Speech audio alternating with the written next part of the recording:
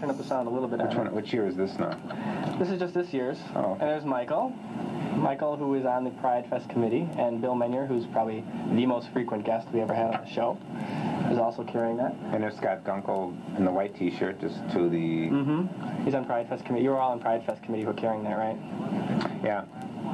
Who's the fourth person? I think that's... I don't know who that is on the side. I can't tell from here. And this, I want to... Who's this? I want to turn up the volume on this for a second. What is the one I missed?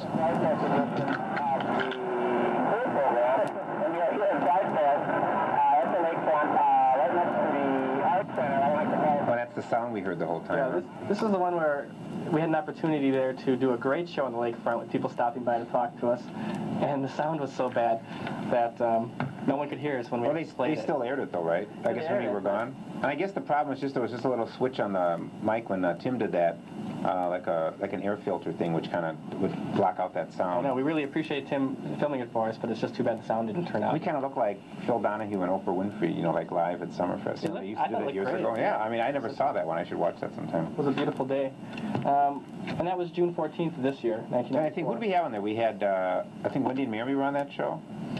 Right, and who are going to be on next week. A lot of people stopped by and just said hi, but you couldn't really hear them. A lot of people who had never been on TV before, we didn't even know, they would just stop by, sit down on the bench. That was really nice. And we hope to do a show live, or one or two maybe, at Pride Fest next year, tape them live as they go on, but taped, and have people stop by again and do that. It was really interesting to hear everybody's story. So actually that one was played on the 21st, the week after Pride Fest.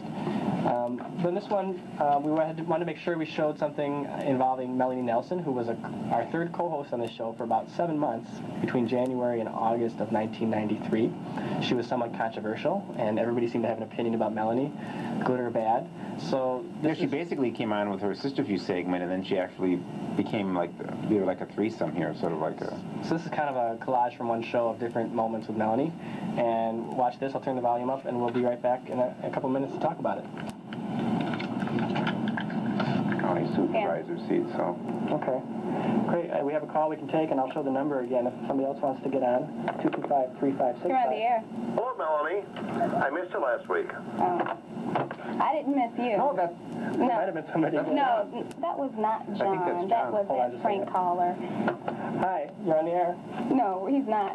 You're on the air. You're on the air. I just want to agree with that other caller. You are a bitch. Fuck you. Well, that's what Join her cable. On the air. I just want to tell the straight people who are watching. Can you just speak up a little bit? I just want to remind the straight people who are watching not to base their opinions of gay people on you three. And why is that? Because many gay people are just the boy or girl next door. They're not as angry or opinionated as you three are.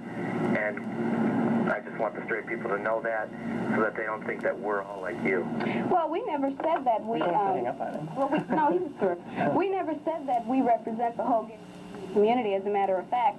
We just, well, I did, as a matter of fact. I said that probably the reason that we're like that because that we feel passionately about our community and that we want to see things get better. It's not about being hostile, but about being expressive and see things. We have not talked about things for too long, and it's time, you know, and I think that I probably share that belief that you just can't be soft with it anymore. You have to come on out with it. Yeah, and some more calls. You're on the air. Hello. Are you gay? Yes. Keep in mind. You're on the We air. are gay. If you want to call in, you call this number, 225-3565, if you're watching live August 31st. Otherwise, we're not here, so don't call in. Phones are hot tonight. You might interrupt somebody else's show. You're on the air. What's the parking lot tonight? I told you who that He doesn't even know. Well, we won't even talk about him. Yeah.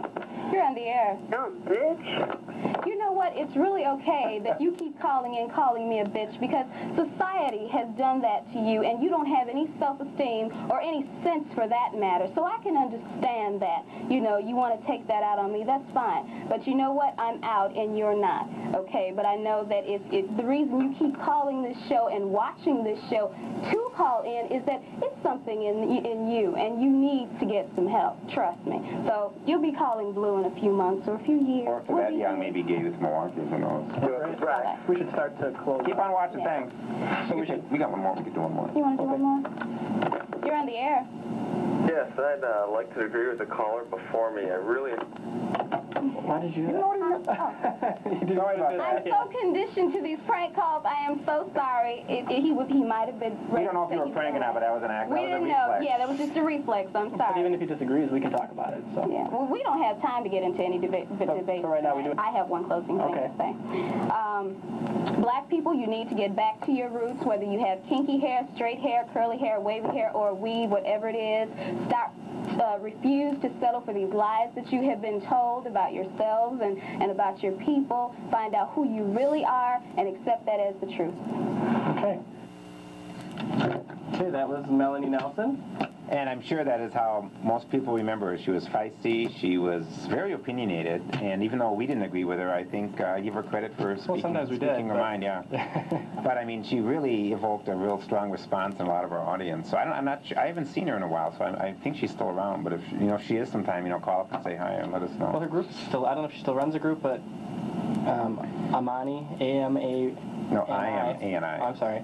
It's still listed in the Instep. I don't know if it's still operating. It was a black lesbian group. So that was Melanie, and that was her last show. That was the August 31st of 1993.